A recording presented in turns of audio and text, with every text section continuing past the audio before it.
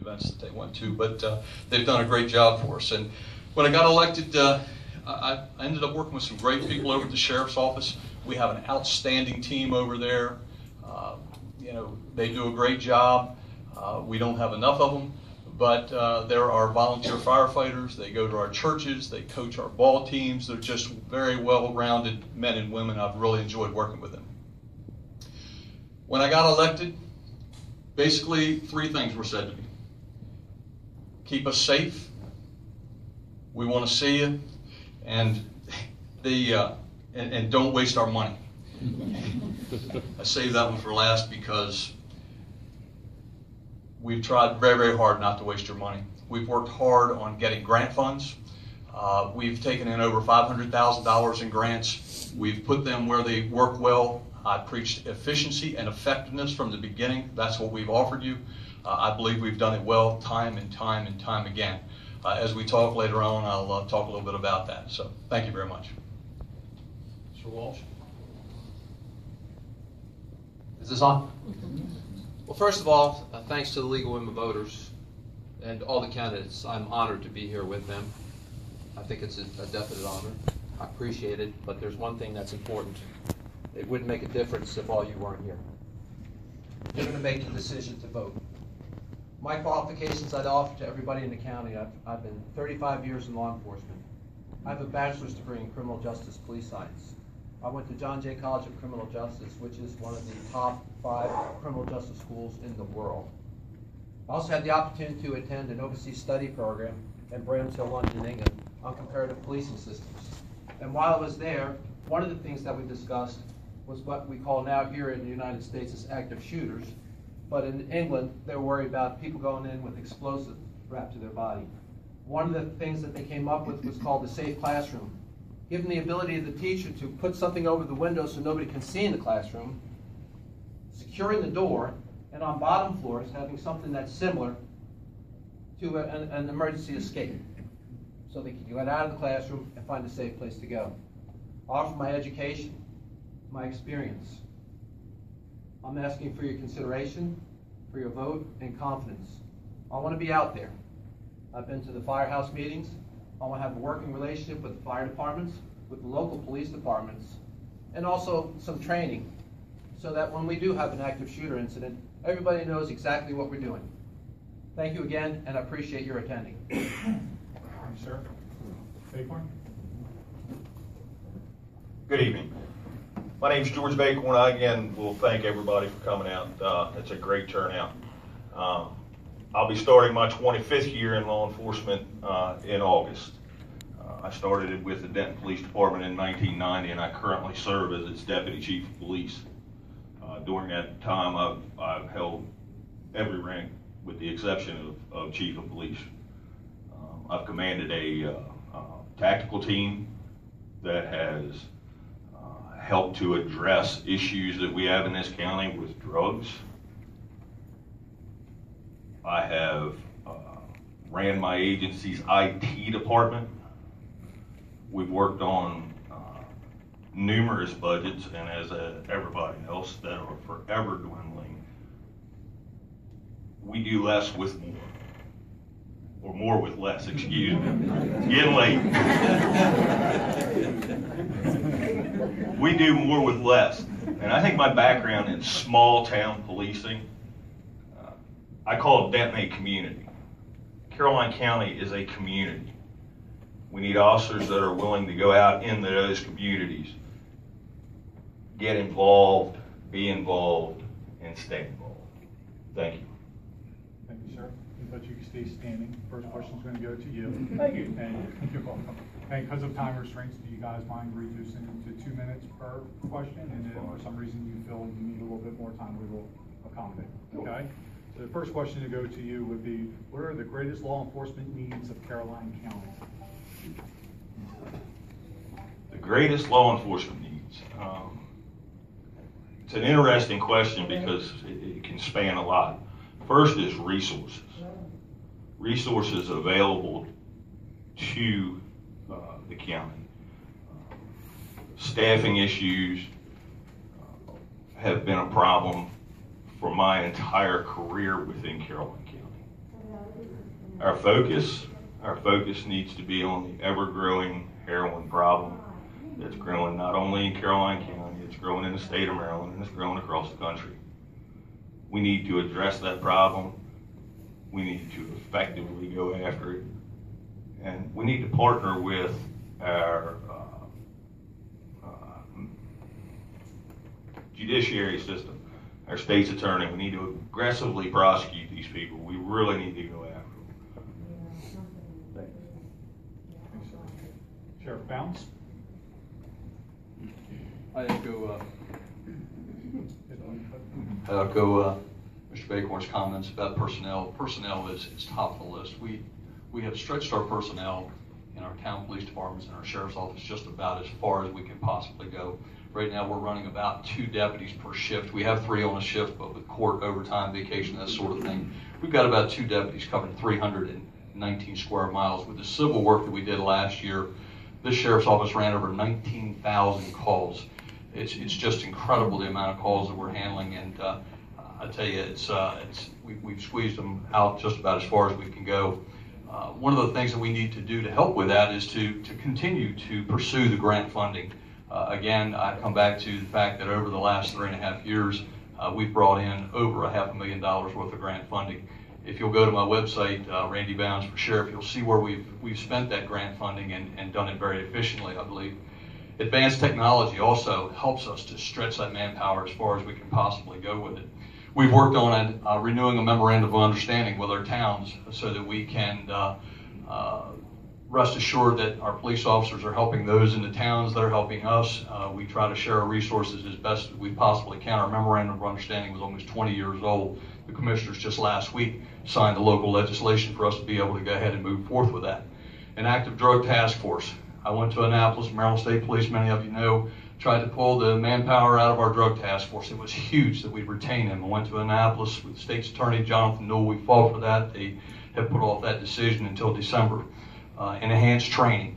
It stretches our folks. Again, it shows them how to be efficient and effective, and we've done that very well. Thank you. Mr. Walsh? Could you repeat the question again? What are the greatest law enforcement needs of Caroline County? I think one of the most essential needs of law enforcement in Caroline County is the person-to-person contact. How many times have you seen somebody drive through the neighborhood? It would be nice if somebody got out of the car and what was called a park, walk, and talk for community relations. The patrol deputy is the person that you see. The patrol deputy has the ability to make contact with people in the community, to get information on crimes, so that we can have a directed attack to certain areas. There's a heroin problem here. The school resource officers, trained them in drug recognition and expert. They can direct us to a specific goal.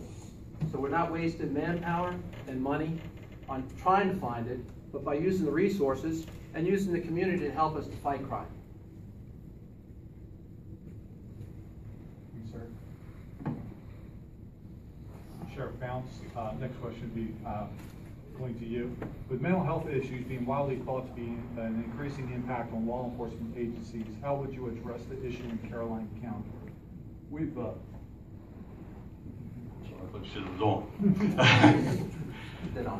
We've worked very hard with mental health facilities over the last couple of years that I've been there, the last 3.5 years. As a matter of fact, last year, I'm honored to say that I was given an award by the Midshore Mental Health Systems for our work at the Sheriff's Office with the Mobile Crisis Unit. We've worked with Mike Campbell here at the Caroline Mental Health Facility. I've written several letters to support grants that he's needed to work in the mental health field. We're working right now on training our deputies, in crisis intervention training. It's a new thing in the law enforcement world where we try to become much more efficient at dealing with those mental emergencies that years ago a police officer may not have known how to work with efficiently. We've worked with the Caroline Mental Health Foundation.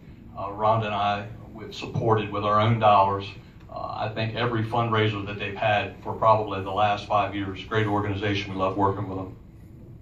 And when it comes to mental health, let us not forget our own employees. We have an outstanding employee assistance program, thanks to the commissioners again. It takes care of our folks.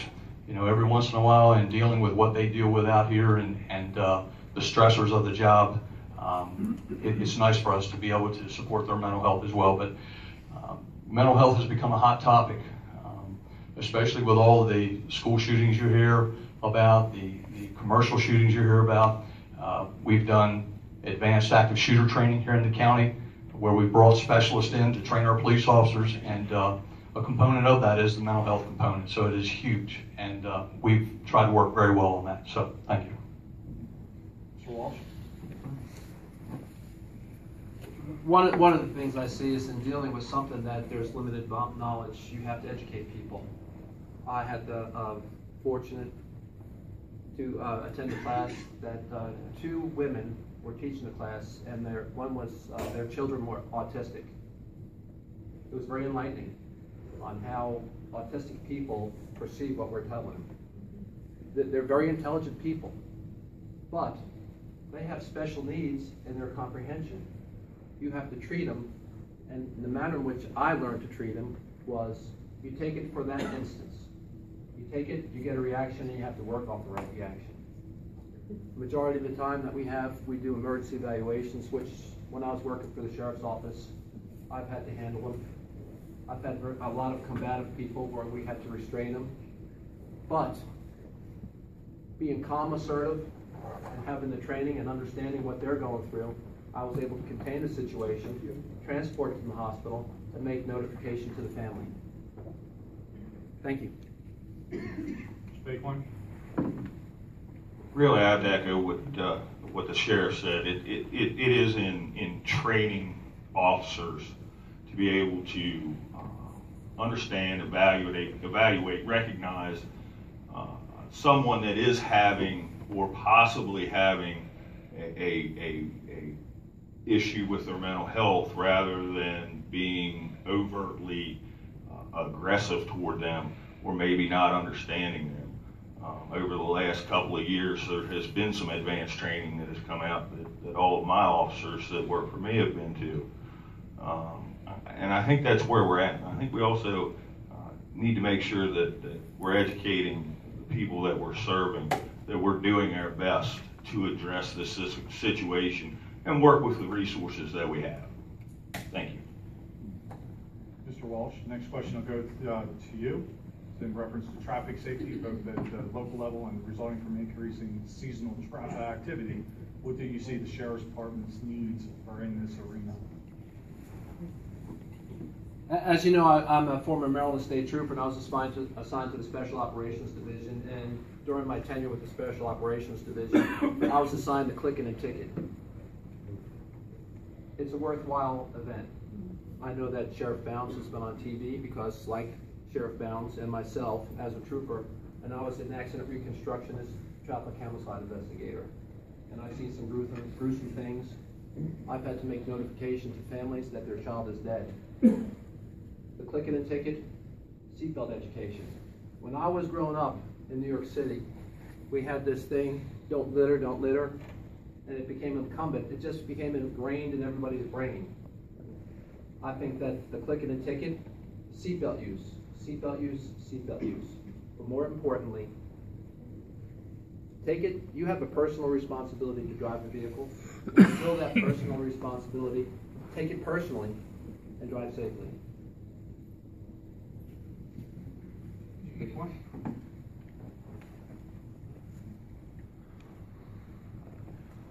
Highway safety. Highway safety goes hand in hand with public safety, period. Traffic enforcement is law enforcement. We need to utilize every technology that we possibly can to educate people, to let them know that speed kills, that using your seatbelt will save your life in a majority of accidents. There are technologies out there as far as automated speed enforcement, automated traffic light enforcement. Speed and stoplights are two of our biggest issues with causing accidents. And we need to aggressively pursue these technologies to assist in keeping our public safe.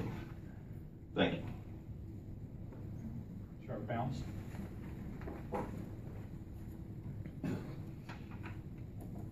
A couple of years ago, my chief deputy talked me into accepting an offer to do a film commercial for Towards Zero Deaths. It's a speeding video. Hottest day, I think, that we've had since I've been in office, and we went out and did that. And it's on our website, on the Sheriff's Office website. If you take a look at that, not because I'm in it, but it's a great video and it has a great message. But I'll let the numbers at the Sheriff's Office speak for themselves.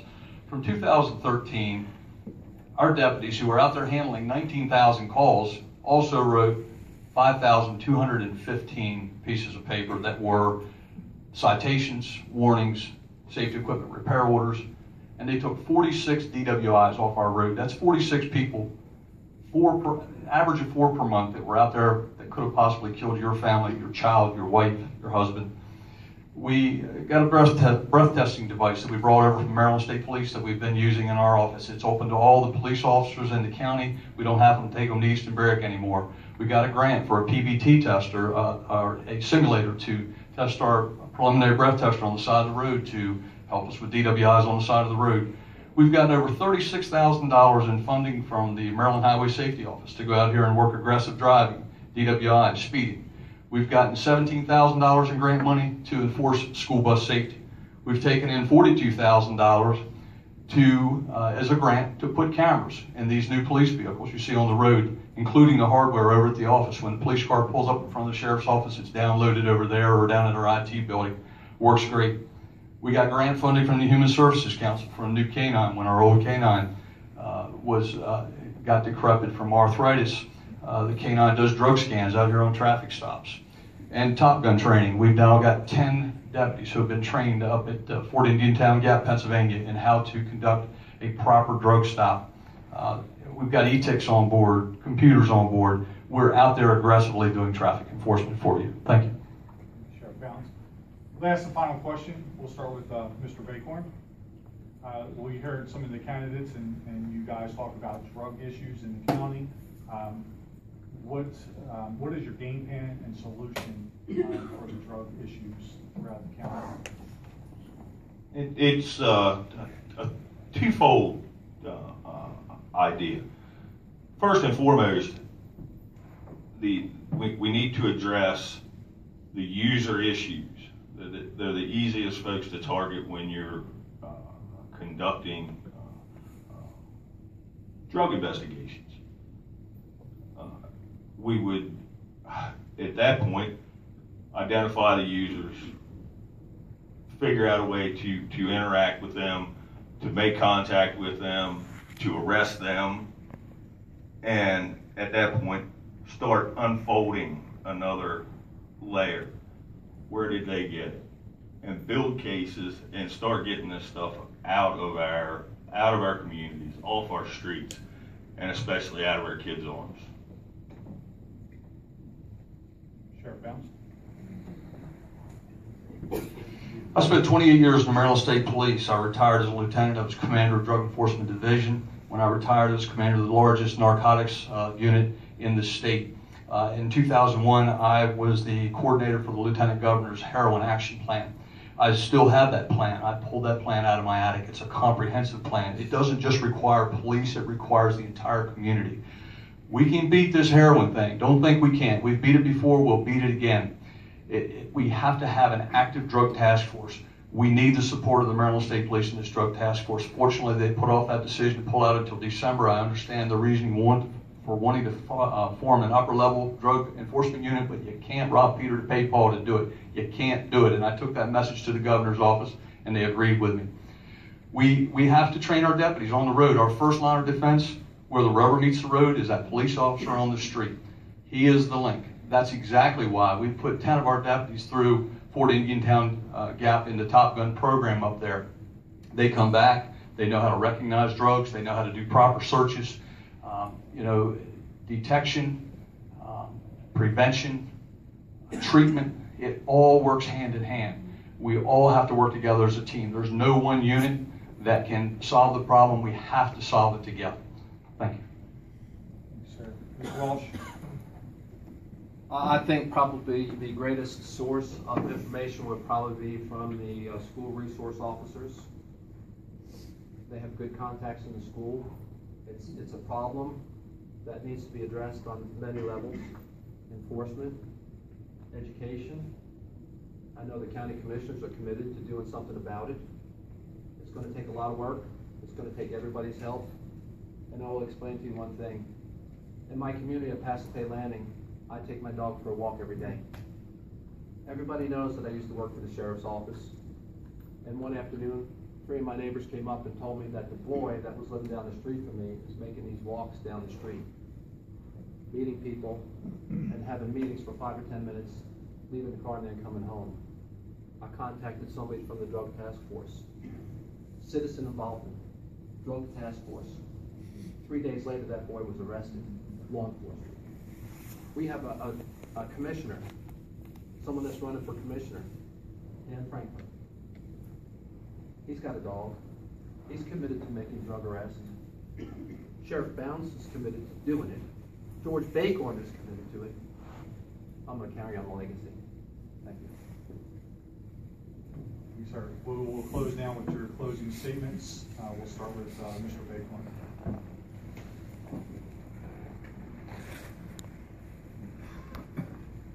In closing, I am the Republican candidate. I have no primary, so I'm going to be asking for your support in November.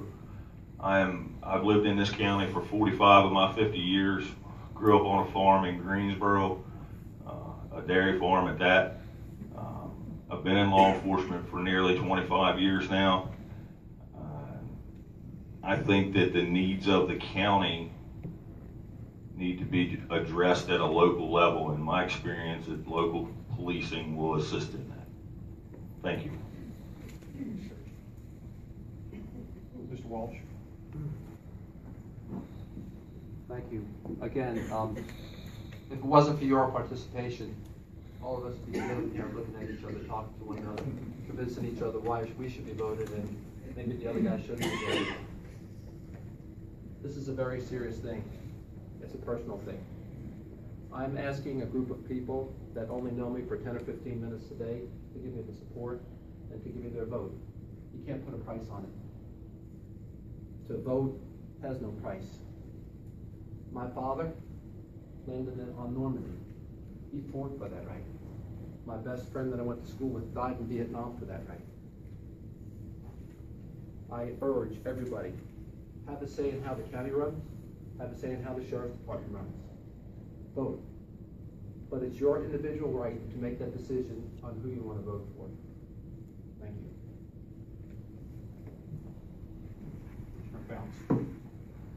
I